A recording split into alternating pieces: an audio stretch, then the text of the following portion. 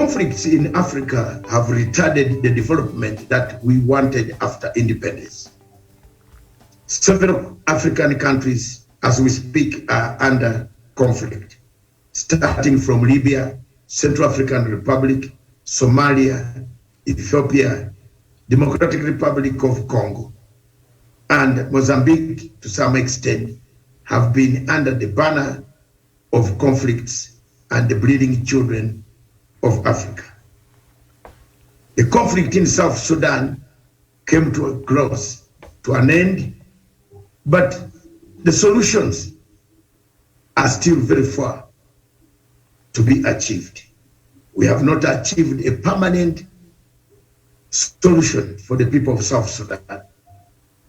We still have conflict lingering amongst the leadership in South Sudan. How long it will take for us to have a permanent solution for South Sudan is only upon us Africans to sit down and look at ourselves as to whether this conflict in South Sudan pays us in the Great Lakes region. The Congo conflict also has taken a new dimension, that for the first time, the East African Stabilizing Force decided to come into place and shape to deliver an East Africa stable out of negative elements of M23 and other rebel forces of ADF and others that are camped in Democratic Republic of Congo. Over 132 rebel groups are on the soil of Congo. How then do we solve this problem of Congo? Don't we boldly state and say, surely Congo needs rearrangement? Across the east of the Horn of Africa, we have another conflict that has been there since 1991. It is one of the oldest conflicts on the continent of Africa, in Somalia. A few days ago, terrorists in the heartland of Somalia killed several people, bombed buildings, destroyed property, and the conflict still goes on unchecked. If Africa can bring down the curtain of conflicts, Africa will rise and we shall see a better Africa. The conflict in Libya, therefore, like the conflicts that are there in other parts of Africa, presents a challenge to the African Union. That African Union itself has been able to recognize both the government in Benghazi and the government in Tripoli. How come that we have two governments in one nation? That the French have taken the Benghazi and the Turkish have taken Tripoli. Are these conflicts our own making or externally funded to benefit the external forces that yearn for the resources of Africa?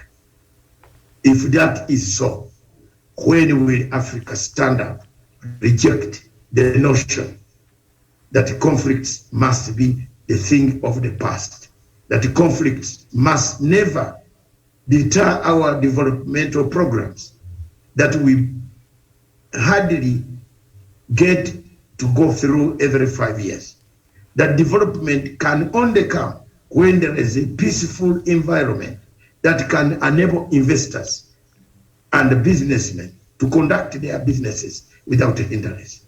It is therefore my submission that conflicts in Africa are self-made. We allow them to go on. There are some that are self-made. There are some that are externally funded by our enemies to make Africa a child that is sick, so that we can go and borrow from them.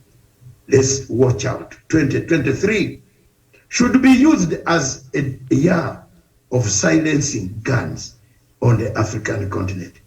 We laud you, President, former President of Kenya, and the President of Kenya himself, Dr. William Samoei Ruto, for having appointed the former President Uhuru Muigai Kenyatta to take charge, to continue with the peace missions that have brought some fruits in Ethiopia, which we must not hibernate. The conflict must not be allowed to hibernate, but it must be resolved. We must follow up with stakes of getting money, resources to mobilize and demobilize the people, the troops that once held guns. With those few words, ladies and gentlemen, I invite you to this video. Thank you.